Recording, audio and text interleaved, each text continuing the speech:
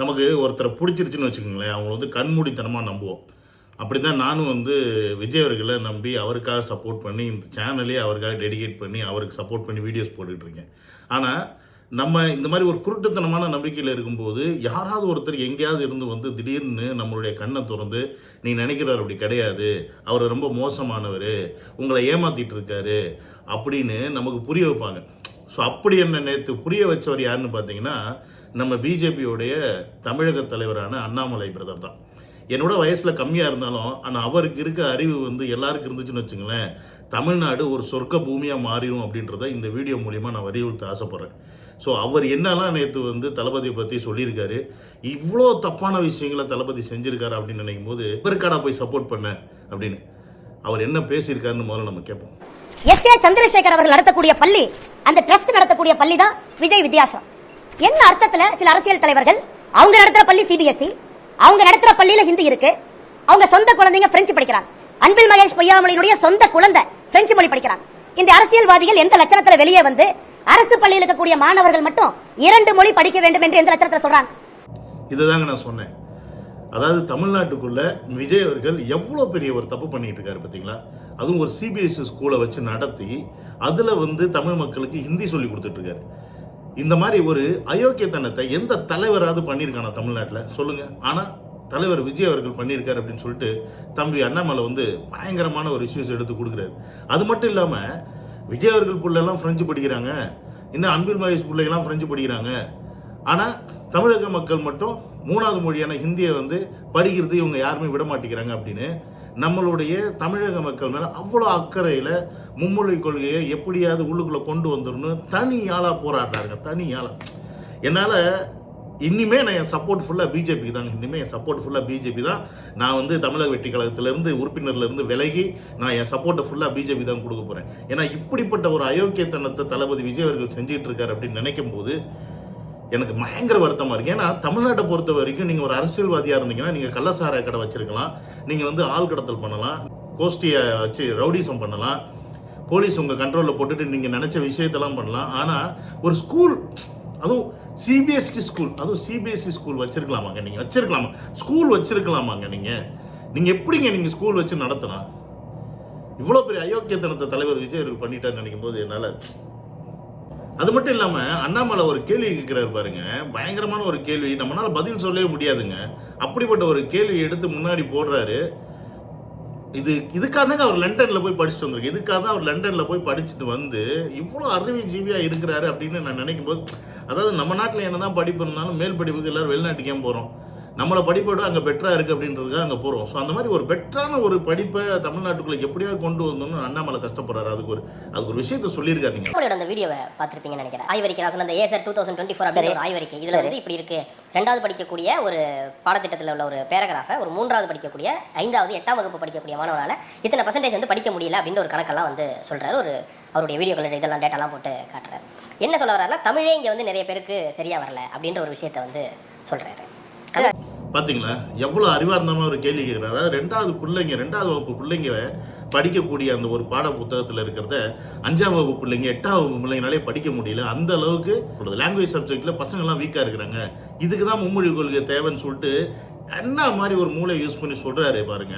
ஆனால் ஒரு மூளை எந்த அளவுக்கு இருக்குன்னு நீங்கள் பார்த்துருக்க மாட்டீங்க. ஏன்னா அண்ணா யூனிவர்சிட்டி சம்பவத்தில் நீங்கள் அண்ணா யூனிவர்சிட்டி தெரியுமில்ல, அண்ணா யூனிவர்சிட்டியில் இந்த பொண்ணு கூட பிரச்சனை நடந்து பாருங்க. அந்த சம்பவத்தை நீங்கள் மறந்துடாதீங்க.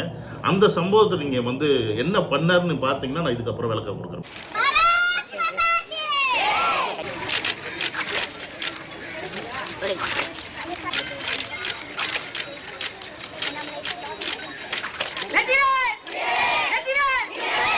நீங்க பார்த்துருப்பீங்க, தன்னைத்தானே வரித்து கொண்டு சாட்டையால் அடித்து கொண்டு அந்த அண்ணா யூனிவர்சிட்டியில் நடந்த பொண்ணுக்கு துணையா நின்று அந்த பொண்ணுக்கு நீதி வழங்கியே ஆகணும்னு சாட்டையால் அடிச்சுக்கிட்டாருங்க. இதுக்கு தாங்க அவர் லண்டனில் போய் படிச்சுட்டு வந்தார். அந்த லண்டனில் போய் படிச்சுட்டு வந்த மூளையை நான் கொஞ்சம் லைட்டாக ஓப்பன் பண்ணி பார்க்கணும்னு ஆசைப்பட்றேங்க. ஏன்னா இங்கே 2 லாங்குவேஜுக்கே இங்கே நக்கிட்டு திரியிறாங்களாம் படிக்க முடியலன்னு. இவர் 3வது மொழியை கொண்டாந்து நொட்டுவாராம். எங்கேருந்தியா பிடிச்சிங்க இவங்களாம்? எங்கேருந்தே வரீங்க நீங்களாம்? டே எங்கேருந்தா வரீங்க? கொஞ்சம் மாதிரி யோசிங்கண்ணா. நீ தானே சொல்கிற தற்கொலை, நீ தானே சொல்கிற 2ஆம் கிளாஸில் படிக்கக்கூடிய அந்த வரிகளை 5ஆம் கிளாஸ் 8ஆம் கிளாஸ் பிள்ளைங்க படிக்க முடியாமல் திணறாங்க அப்படின்னு. அப்போ அந்த அளவுக்கு தான் இங்கே லாங்குவேஜ் பிரச்சனை இருக்குது. புரியுதா? இருக்கிற தாய்மொழியை ஒழுங்காக படிக்க மாட்டேங்கிறான். இதில் இவர் தருதல மொழி ஹிந்தியை கொண்டு வந்து உள்ள நுழைக்கிறாரா, அதை நாங்கள் வேறு படிக்கணுமா? ஏண்டா ஹிந்தி படித்தவங்கெல்லாம் புத்திசாலினா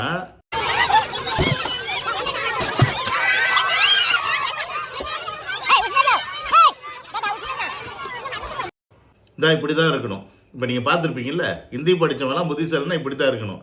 ட்ரெயினை போட்டு அடித்து நொறுக்கி ஒரு ஒரு ஒரு பேசஞ்சர்ஸ் டு பேசஞ்சர்ஸ் கன்சர்ன் கூட இல்லை. அது ட்ரெயின்ன்றது கவர்மெண்ட் ப்ராப்பர்ட்டி கிடையாது. நீ கொடுக்குற வரி பணத்தில் தாண்டா உனக்காக ஓடுதுன்ற அந்த பேசிக் சென்ஸு கிடையாது. நீ கூட்டம் வந்து உனக்கு சீட்டு கிடைக்கலன்னு சொல்லிட்டு உள்ளே உட்கார விட மாட்டேங்கிறேன்னு சொல்லிட்டு இப்படி அடித்து நொடுக்கிற இந்த அளவுக்கான ஒரு புத்தி உள்ளவங்க தான் இந்த இந்தி மக்கள்.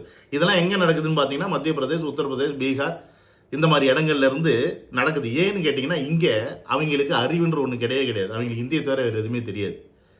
இவங்க மும்மொழி கொள்கைன்ற ஒரு பாயிண்டில் கொண்டாந்து எதை நுழைக்கிறாங்கன்னு பார்த்தீங்கன்னா இந்தியை நுழைச்சி எப்படியாவது இங்கிலீஷ் அழிச்சிடணும். ஏன்னா இங்கிலீஷுன்ற ஒரு விஷயத்தை நம்ம கற்றுக்கிட்டு இருக்கனால தான் இன்றைக்கி உலகளாவிய மக்களாக தமிழ் மக்கள் இருக்கிறாங்க. எல்லா இடத்துலையும் போய் ரொம்ப ப்ரில்லியண்ட்டாக இருக்கிறாங்க. அதுக்கு நம்ம பல சான்றுகள் இருக்குது.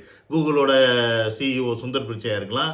அப்புறம் பார்த்தீங்கன்னா அமெரிக்கன் பாலிடிக்ஸ்லேயே இறங்கின அந்த அவங்க பேர் மறந்துச்சு அந்த லேடியாக இருக்கலாம். ஸோ இன்னும் பல உதாரணங்கள் நமக்கு இருக்குது. தமிழர்கள் அந்தளவுக்கு ப்ரில்லியண்ட்டாக இருக்காங்கன்றதுக்கு. பட் இந்த மூதேவி வந்து இந்திய படின்னு சொல்லிட்டு இருக்கேன். இன்னொரு ஒரு ஸ்ட்ராட்டஜியில் என்ன சொல்கிறான், இங்கிலீஷ் அதாவது 56 லட்சம் ஸ்டூடெண்ட் வந்து கான்வென்ட்டு மெட்ரிகுலேஷன் சிபிஎஸ்சி இதில் படிக்கிறவங்க பிள்ளைங்களுக்குலாம் வந்து எல்லா லாங்குவேஜும் இருக்குது.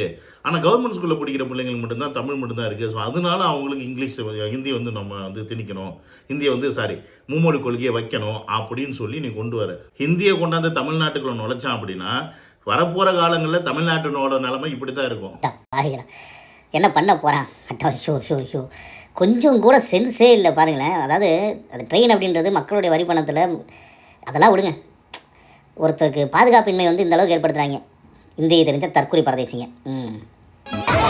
இதை சிரிக்கிறதா அழுவுறதானே தெரியல. ஆனால் பரதேசிகளா இந்தியில் இடம் இருக்குன்னு சொல்லிட்டு அதுலேயே உட்காந்து ட்ரெயின் எப்படி எடுத்துகிட்டு போவாங்க? இந்த அளவுக்கு கூட மூட இல்லாத இந்த முட்டா பயிலுகள்லாம் வந்து ஹிந்தி பேசுகிறாங்கன்னு சொல்லிட்டு இந்த இந்தியை வந்து நம்ம கற்றுக்கணுமா? இந்த அண்ணாமலை மாதிரி ஆளுங்கள்லாம் என்ன பண்ணுறது? லண்டனில் போய் படித்து திருந்தலை. ஏன்னா இப்பயே ஏகப்பட்ட நார்த் இந்தியன்ஸ் உள்ளுக்குள்ளே வந்துட்டு எல்லா வேலையும் அவங்க தான் ஆக்கிபை பண்ணிட்டாங்கன்னு எல்லா தமிழ் மக்களும் புலம்பிக்கிட்டு இருக்காங்க.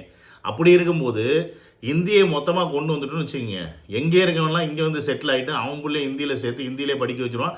அப்புறம் தமிழ்ன்ற ஒன்று இல்லாமையும் போயிடும், இங்கிலீஷ்ன்ற ஒன்று இல்லாமையும் போயிடும். இப்படி மொத்தமாக அழிக்கிறதுக்கு ஒரு நாடு ஒரு மொழி ஒரு மக்கள்னு கொண்டு வரதுக்கு இவங்களுக்கு தேவை ஹிந்தி. இந்தியை எப்படியாவது இந்தியாவோட தேசிய மொழியாக ஆக்கணும்னு பார்க்குறதுக்கு மெனக்கட்டுறாங்க. ஆனால் இவங்களுக்கு ஒரு விஷயம் புரியல.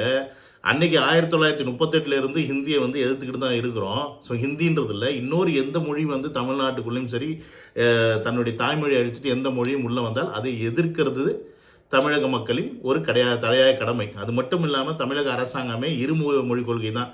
ஒன்று வந்து தமிழ், இன்னொன்று வந்து இங்கிலீஷ். மூணாவதாக ஒரு ஆப்ஷன் வந்து கொடுப்பாங்க. நீ படித்தா படிக்காட்டி போ அப்படின்ற ஆப்ஷன் எல்லா காலகட்டத்திலையுமே இருக்குங்கிறத இந்த அண்ணாமலை போன்ற தருதல்கள் எப்போ புரிஞ்சுப்பாங்கன்னு தெரியல. உதாரணத்துக்கு இப்போ நான்லாம் பார்த்தீங்கன்னா சின்ன வயசில் இப்போ நாங்கள் 1990 காலகட்டங்களில் ஸ்கூலில் படிக்கும்போது மெட்ரிகுலேஷன் ஸ்கூலில் ஹிந்தின்றது ஒரு லாங்குவேஜ் இருக்கும், கம்பல்சரி இருக்குது. ஆனால் அதை செகண்ட் லாங்குவேஜில் எய்தர் தமிழ் ஆர் ஹிந்தி நம்ம சூஸ் பண்ணிக்கிறது. இப்போ நான் தமிழ்காரன்றனால தமிழை சூஸ் பண்ணேன். ஏன்னா ஹிந்தியில் சொல்லிக் கொடுக்குற டீச்சர் சொல்லிக் கொடுத்தாலும் புரியாது. ஆனால் அப்படியும் சரி ஒரு குறிப்பிட்ட வயசு வரைக்கும், ஐ திங்க் 4th ஸ்டாண்டர்டோ 5th ஸ்டாண்டர்டோ வரைக்கும் ஹிந்தி வந்து கம்பல்சரி லாங்குவேஜாகவே இருக்குது. என்னது ஹிந்தி வந்து கம்பல்சரி லாங்குவேஜ் மெட்ரிகுலேஷன்லாம் இருக்கும். அப்போ நாங்கள் தமிழும் படிக்கணும், ஹிந்தியும் படிக்கணும், இங்கிலீஷும் படிக்கணும். ஆனால் ஹிந்தியில் நம்ம இன்றைக்கி பாஸ் ஆகிருக்கோம். 5ஆம் கிளாஸுக்கு அப்புறமா அந்த ஹிந்தி லாங்குவேஜும் இல்லாமல் போனதுக்கப்புறம் நமக்கு இருக்கிற ஒரே language subject English and Tamil. இப்படி காலங்காலமாக தமிழ்நாட்டில் இருந்துகிட்ருக்கு.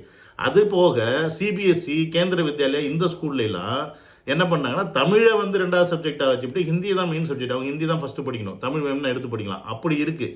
அப்போ ஹிந்தி அப்படின்ற ஒரு விஷயம் தமிழ்நாட்டுக்குள்ளே எல்லா ஸ்கூல்லையுமே புழக்கத்தில் இருக்குது எக்ஸப்ட் கவர்மெண்ட் ஸ்கூல். அப்போ அந்த கவர்மெண்ட் ஸ்கூல் வந்து தமிழ்நாட்டுடைய இருமொழி கொள்கையான இங்கிலீஷும் தமிழும் வச்சுருக்காங்க.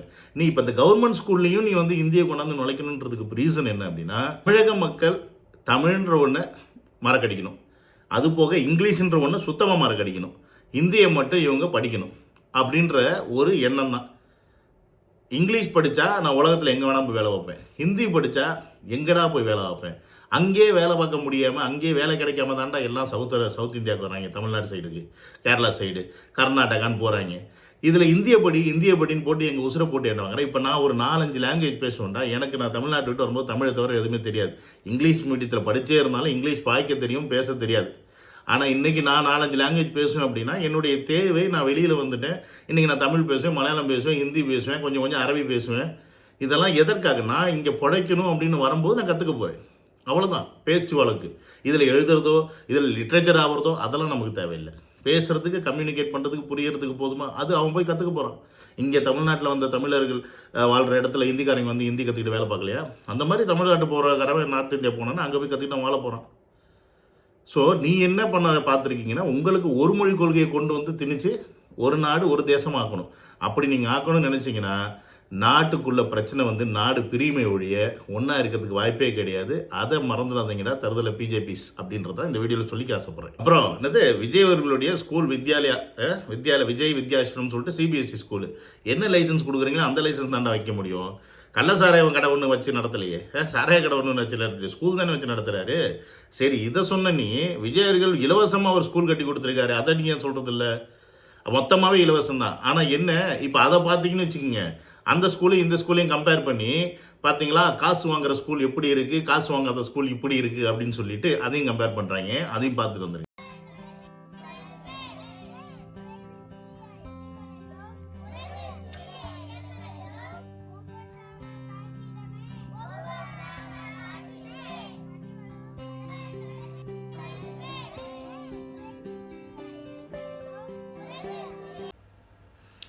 நம்மளை சிபிஎஸ்சி ஸ்கூலை பற்றி சொன்னீங்களே, ஆனால் இலவசமாக தளபதி கட்டி கொடுத்த இந்த பள்ளியை பற்றி சொல்லலையே.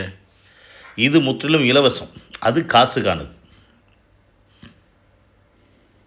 இப்போ நீங்கள் பார்த்துருப்பீங்க, இது வித்யாசிரம் பயங்கர பிரம்மாண்டமாக ஃபுல் ஃப்ளெஜ் சிபிஎஸ்சி ஸ்கூலை கட்டி வச்சுருக்காங்க. அது இலவச ஸ்கூல்.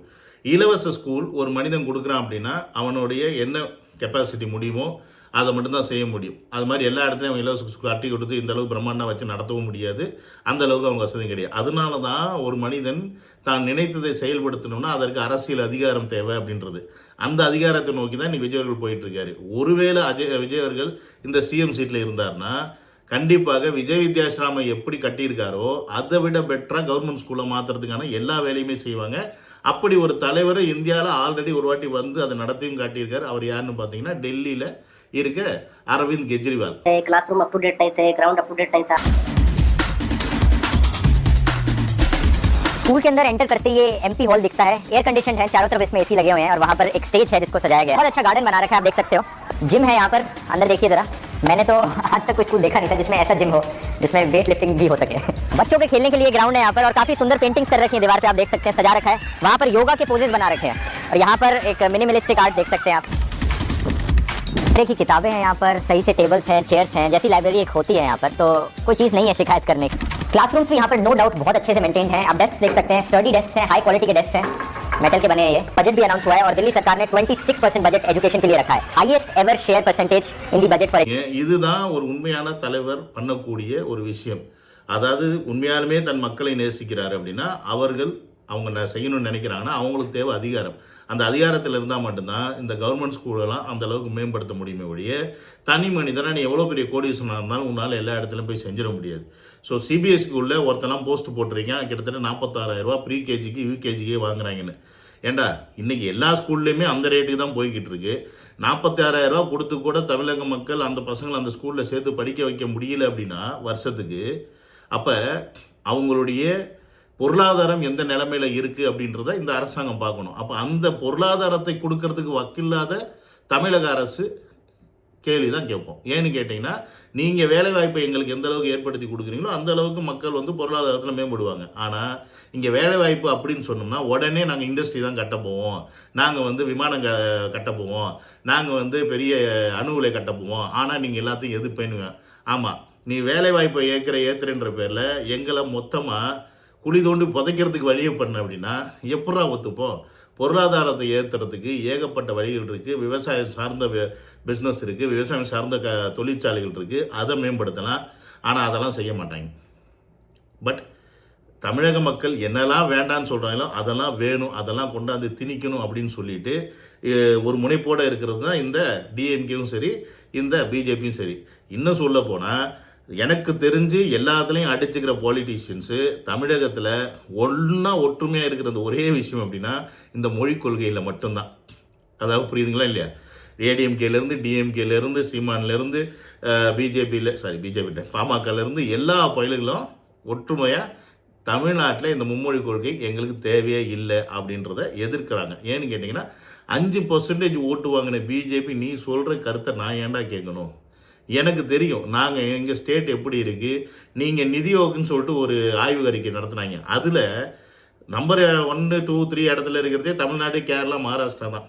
அப்போ உங்களால் நீங்கள் ஹிந்தியில் பேசுகிற, நீங்கள் ஹிந்தி சொல்லி கொடுக்குற, நீங்கள் ஹிந்தியிலே வாழ்கிற நீங்களே வளர்ச்சி இல்லை.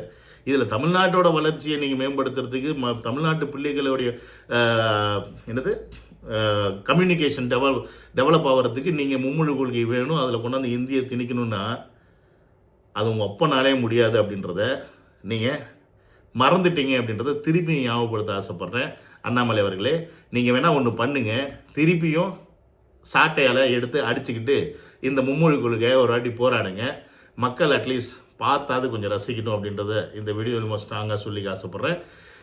நீங்கள் மும்மொழி கொள்கையை எதிர்க்கிறீங்களா, ஆதரிக்கிறீங்களா அப்படின்றத கமெண்ட்ஸில் போடுங்க. See you on another video. Love you all. Take care. Bye bye.